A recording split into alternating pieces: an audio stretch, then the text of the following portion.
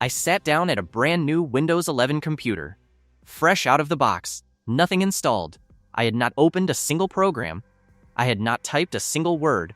I simply turned it on, connected it to my home network, and then I watched.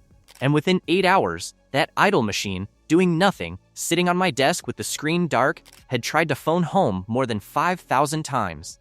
5,000 connection attempts. From a computer I was not even using. I had already gone through and switched off everything I could find. Every toggle, every setting the average person is told to disable. And it did not matter. The machine kept talking. It kept reaching out to servers I had never heard of, sending who knows what on my behalf without asking me once. So I decided to do something most people never bother to do. I was going to go through every hidden tracking setting in Windows 11 one by one and shut them all off. Not the 4 settings the blogs tell you about, all of them. The buried ones, the ones under 3 layers of menus, the ones Microsoft would rather you never find. And what I discovered changed how I look at the machine sitting on my desk. Because some of it worked. Some of it worked beautifully. But there is one thing you cannot turn off no matter what you do, and once you understand what that is, you may never trust this operating system the same way again. I will get to that, but first, let me show you what your computer is doing right now, while you read this. That 5,500 figure comes from a now famous experiment. A researcher set up a clean install of Windows, put it behind a router that logged every outbound connection, and then, critically, disabled every tracking and telemetry feature the system offered. 8 hours later, the idle Windows box had tried over 5,500 connections to 93 different addresses, and almost 4,000 of those went to 51 different addresses belonging to Microsoft. This was Windows, doing what Windows does. And the privacy settings had already been switched off. It gets worse. After leaving the machine running for 30 hours, the connections expanded to over 100 different outside addresses. The researcher then went further and installed a dedicated third-party blocking tool on top of everything. Even then, the traffic only dropped to around 2,700 connections over 30 hours. That experiment was run on Windows 10 some years ago by an independent researcher working under a pseudonym. Microsoft would tell you the data is anonymized, encrypted, and used only to keep the system secure and reliable. And there is truth in that. But the principle it exposed has not changed one bit in Windows 11. The default posture of this operating system is to collect first and let you opt out later, if you can find the switch. So the question I set out to answer was simple. If I find every switch and I turn every one of them off, how quiet can I make this machine? And what do I lose in the process? That answer surprised me. For most of computing history, an operating system was a tool. You bought it, you owned it, it did what you told it, and it kept its mouth shut. Your computer was your castle. What happened inside it was nobody's business but yours. That model started to crack when Microsoft changed what Windows was for. Windows stopped being a product you bought once and became a platform, a pipeline, something that could feed the rest of Microsoft's business. Advertising, search, cloud services, the Office subscriptions. And the fuel for all of it was data. Your data. What you clicked, what you typed, where you were, which apps you opened, and when. To make this work, Microsoft split the data your computer sends into 2 buckets. There is what they call required diagnostic data, and there is optional diagnostic data. The required bucket, they say, is the bare minimum needed to keep Windows secure and updated. The optional bucket is where the real detail lives. Optional data includes a massive amount of detail about your behavior, which apps you use, and when, your typing patterns, and in some cases, even voice samples. Hold on to that division between required and optional, because it becomes the whole ballgame later. It is the difference between what you can shut off and what you cannot. And then there is the advertising ID. Windows assigns every user a unique advertising ID linked to your Microsoft account, and even if you never once open the Microsoft Store, it is turned on by default and lets Microsoft show you targeted ads. A unique fingerprint. Assigned to you, without a word. This is the machine I sat down in front of. Not a broken one, A perfectly normal, out-of-the-box Windows 11 PC, like the one tens of millions of people are using right now. So I opened the settings, and I started turning things off. And I want to walk you through this slowly, in the order I did it, because the path from the easy switches to the nearly impossible ones tells you everything. Start where anyone can start. Open Settings. Go to Privacy and Security, then General. This is the first screen, and it holds 4 switches, all on by default. You turn off the one that lets apps show you personalized ads using your advertising ID. You turn off the one that lets websites see your language list. You turn off the one that lets Windows track your app launches to improve start and search results. And you turn off suggested content in the Settings app, which is the setting that quietly injects Microsoft product ads into your own menus. 4 toggles. About 20 seconds. Now go to Diagnostics and Feedback in that same Privacy and Security section.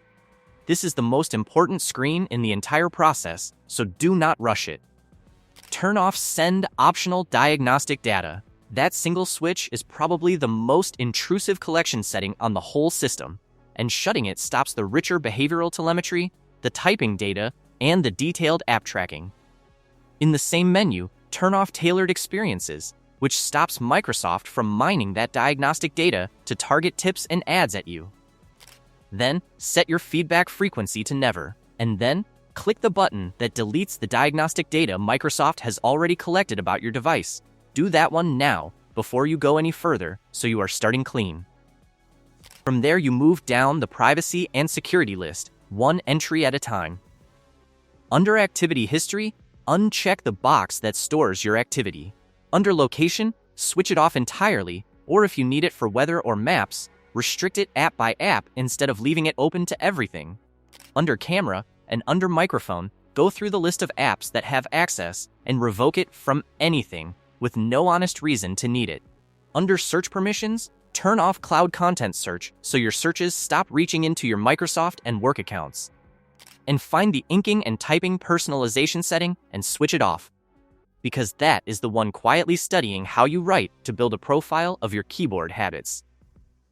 That is the surface layer, perhaps a dozen settings, maybe 5 minutes of work, and here is the thing worth sitting with. Every one of those switches was already flipped to the on position when I arrived. I enabled nothing. The machine shipped pre-configured to watch, and the entire job of undoing it was handed to me, buried under menus most people will never open. That is the choice Microsoft made. Privacy is not the default. It is the exception you have to go dig out by hand. But the surface toggles were the easy part, because there is a service running underneath all of this, a single process that acts as the main conduit for everything Windows sends home. And to shut that down, I had to go somewhere Microsoft really does not want the average person going. That is next, and it is where things got risky. Underneath the friendly settings menus, there is a service with a plain, forgettable name: Connected User Experiences and Telemetry. On your system, it runs under the label Diagtrack. This is the main telemetry conduit, the pipe that carries the data out. You open the Services panel, scroll to it, and set it to Disabled. One caution, and I mean this seriously. Disabling a system service has trade-offs. It can interfere with certain troubleshooting tools, and a major Windows update may switch it back on without telling you. This is not a casual toggle. This is you accepting responsibility for the machine. Then I went deeper still, into territory that makes most people nervous. The registry. On Windows Home, this is your only real lever for telemetry. You open the registry editor, navigate to the data collection key, and set the Allow Telemetry value to 0, which forces the system to the lowest level your edition permits and grays out the optional diagnostic option so it cannot creep back on. If you are on Windows Pro or Enterprise, you have a cleaner and safer path through the Group Policy Editor. You go to the Data Collection and Preview Build section and set Allow Telemetry to the lowest level. Same destination. Less risk of a mistyped registry value breaking something. And then I hit the new frontier: the AI features. Because Windows in the last 2 years is not the Windows of a decade ago. There is Copilot, which I disabled in the taskbar and inside the Edge browser. And then there is Recall. Recall is the one that made headlines around the world. It is a feature that takes screenshots of your screen every few seconds, reads the text in them, and builds a searchable database of everything you have ever looked at on your computer. When Microsoft announced it, the reaction was immediate and brutal. Security experts labeled it a privacy nightmare, and one researcher discovered the early version stored its data in an unencrypted plaintext database, creating a goldmine for malware. It was even caught taking screenshots of credit card numbers and social security numbers. The backlash was so severe that Microsoft was forced to rebuild it. Recall is now fully opt-in, off by default on new machines, and you can toggle it off in settings under Privacy and Security, or remove it entirely through the Windows Features panel. But even in its rebuilt form, the concerns have not gone away. And that brings me to the human side of this story, the part I promised you at the very beginning. Because behind all these settings are real people who paid a real price. Now let me tell you about the man who saw this coming before almost anyone else. His name is Kevin Beaumont. He is a respected cybersecurity researcher, and when Microsoft first revealed Recall, he did not just write an angry post. He tested it. He set the feature up, and then he demonstrated, step by step, how a piece of malware with almost no special permissions could quietly copy the entire database of screenshots off the machine. He showed that the screenshots were stored in a way accessible to any application running on the system, and that Recall captured sensitive information including passwords, financial data, private messages, and medical records. Think about what that means for an ordinary person. Your online banking session, a private message to your doctor, a photograph of a document you would never show anyone, all of it screenshotted, indexed, and sitting in a file on your hard drive that a criminal could lift in seconds. Beaumont did not stop there. More than a year later, he was still watching Microsoft's AI features. When a new gaming copilot tool appeared, he confirmed it was screenshotting gameplay, pulling text out of the images, and sending that data to Microsoft servers, and that the traffic continued even when the widget was closed. Again, automatic, without clear consent. The same pattern. And it was not just one researcher raising his voice. The University of Pennsylvania's Office of Information Security issued a formal warning that Recall introduced substantial and unacceptable security, legality, and privacy challenges and strongly urged its administrators to disable it. A privacy advisor told the BBC something that has stayed with me. He said the mere fact that screenshots would be taken during use of the device could have a chilling effect on people. That phrase, a chilling effect, that is what this is really about. It is not just data in a file. It is the quiet knowledge that the machine on your desk is watching, and the way that knowledge changes how you behave in your own home, at your own computer, in what used to be your own private space. These researchers fought publicly and repeatedly to force Microsoft to give people a choice, and they won partly, but only partly. Which brings me to the honest reckoning. So, after all of that, after every toggle, every service, every registry edit, what changed? I promised you the truth, and the truth cuts both ways. The targeted ads mostly stopped. The background telemetry dropped sharply. And on some machines, and this surprised me, performance got a little better, because a handful of the background processes that generate and send all that data were no longer running and no longer causing little spikes in disk and processor activity. Real, measurable wins. If you do nothing else, turning off optional diagnostic data and the advertising ID is worth your time. Microsoft did listen to the biggest issues. Recall was made opt-in and off by default. The screenshots are now encrypted and locked behind Windows Hello authentication, and Microsoft says the data stays local on your device and is not shared with them. That is a real improvement, and it should be acknowledged. There are professionals who find genuine value in these AI tools on secure, personal machines, and they are not wrong to. But now the hard part, and this is where that required versus optional split from earlier comes back to collect its debt. The required diagnostic channel continues to operate on every edition of Windows 11. Everything you just did shrinks the optional data. None of it touches the required baseline. On Home Edition especially, you cannot shut that off. You can only turn it down. And there is a trap waiting for you. Major Windows updates have been reported to switch the telemetry service back on or reset your settings, so on a personal device you must be prepared to reapply everything after every big feature update. You do not fix this once, you fight it, quietly, forever, so here is the honest verdict. You can dramatically shrink the flow, you cannot stop it. Not on consumer Windows. And that single fact is the whole point. Remember that machine I started with? The brand new computer, sitting idle, phoning home more than 5,000 times in 8 hours after I had already switched everything off? I did everything a person can reasonably do to that machine.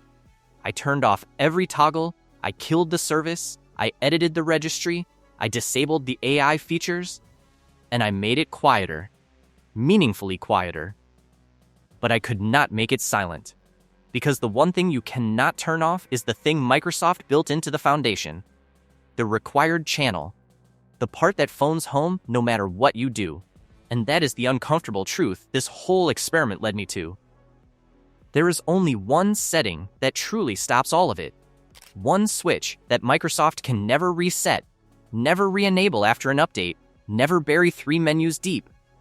And that switch is the decision to stop using Windows at all.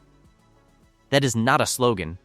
It is the logical endpoint of everything you just watched. When the machine itself is designed to collect, the only way to opt out completely is to run a system that was never designed to collect in the first place.